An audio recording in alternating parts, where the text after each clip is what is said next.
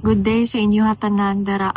I'm Alraina Secret, ang eldest daughter ni Aladdin. And today, I want to share what kind of a father he was and what our relationship dynamic was as a father and daughter. So, karon mag-talk ko about kay Papa, and dara ang akong speech gisulat na nako siya daan just in case makalimot ko og kanang unsa akong ingon kay basig ma-emotional na ko unya, pero hopefully dili na ko mohila kay kapin na kay hilak. Take 2 na ni namo. And nami karon sa park diri dapit sa mua kay kanina place gusto unta na ko dalaon pud si Papa diri. So yeah, naka-decide ko na diri mag-vid. And I will start from the beginning. As far as I can remember, it was Christmas time and I was 3 or 4 years old that time. Nakita na ko si Papa na naghilak, and it was the first time that I saw him crying. I approached him and nangutana na, "Pa, naunsa di ay ka?" And he responded, "Wala na si mama ni Muna, iyahan na tagibiyaan, dili na siya mobalik." Honestly, I didn't really understand at that time, but I responded, "Okay lang na pa uy, naapaman ko dili ta kabiyaan." And that's it. Didtoan nagsugod na kami na lang duha, and for me, it was the hardest time of my life. And also para kay Papa, because I know it wasn't easy to raise a child on your own, tas lalaki pa gyud siya. Unya babae ang anak. There were times na I feel I was neglected, but I know he just did those things para makasurvive ning duha kutob sa iyang makaya. If you would ask me what memory I remember during my childhood that I will always cherish, it is when I woke up in the morning and I would see him sleeping beside me. Tas naa na dayon ko'y makita na cellophane sa burger na nakabitay sa amo bintana. And he would always prank me every time pukawon na nako siya na di na siya mohinga. Lagot kaayo, and mahadlok jud ko every time iyahan na buhaton sa ako kay the fear of losing him. Wala na gyud ko kabalo kung asa ko puniton. And witness pod ko sa tanan kabuang aning si Papa. Aware naman jud ta pati na tong mga nakailag yun sa iya sa una pa, mga taga Santa Cruz ug unsa gyud si Aladdin. Tudluan sad ko aning Papa sa una na mangatik ug naa daw mangutana kung unsa nako siya, moingon na daw kog igsuon or manghod ra daw ko niya. Ay ambot na lang gyud. Daghan kayog kabuang. If you would ask me if perfect ba siya na Papa, I would say no.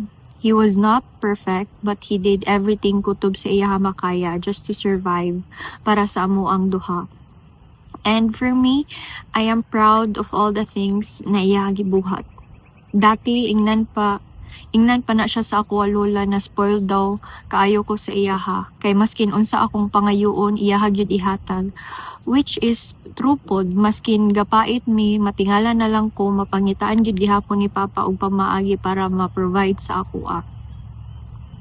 And then he met my mama, my stepmother, and they gave me the greatest gift, my sisters Lloydine and Jinjil. Among life dati as a family, makaingon ko na gapait gyud mi, and na-witness gyud nako tanan sacrifices ni Mama ug Papa sa una. Mag-overtime taw na si Papa og pamasahero sa una para maka-provide sa mua. Naay pangpalit gatas, unya pang baon nako, pangkaon pa namo, mao na pait gyud. I saw how much nag-improve ako Papa from being a father. Ilabi na tong naa na gyud ako ang mga manghod. He became a full-time husband, and for me, and for that, I'm really proud of him. He dedicated his time taking care of us, and also always gina-make sure na maskin asa mi mo adto safe gyud mi. Mao na hatod sundo gyud mi niya always. Mao gyud na ang love language ni Papa sa mua. Maskin pag-astang inita sa gawas or maskin kadlawon na, maskin pagyud og asa mi, sundoon gihapon mi niya. Usahay, makonsensya na lang sad ko kay kabalo ko na ting pahulay na unya magpasundo pagihapon. Unya maskin unsay favor na mo sa iyaha, naagid na siya always. Mingawon gyud kaayo ko sa imuhang katawa pa. Salamat sa mga videos na imo gibili na pwede na mo mabalikan og tan-aw kung mingawon na minimo. Sayang lang na karon unta hinay-hinay, comfortable among life, maupod pagkawala nimo pa. Daghan pa unta may plano para mobawi nimo. Masakyon pa unta ti kag eroplano, di ba? Kay dream man na nimo. Sayang lang gyud pa. Gusto pagid kaayo ko mobawi sa inyohan ni mama. Waten pagani ka sa amo kasal pohon unta. Pero I know everything happens for a reason gyud, and napay better plans si God para sa atong pamilya. Buotan na gyud siguro ka pa kay gikuha naman ka sa Ginoo sa mua.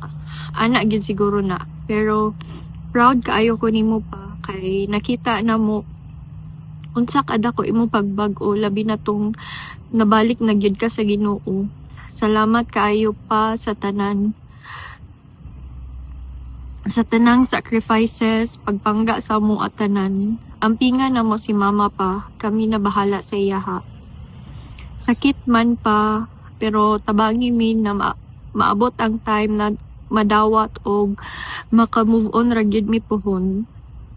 I love you so much pa. Know that I'll be bringing with me always all the laughter and advice na imuha gi-share sa ako. Palangga, pod gyud kaayo tika. I will miss your silly and funny laughs until we meet again soon. I love you pa.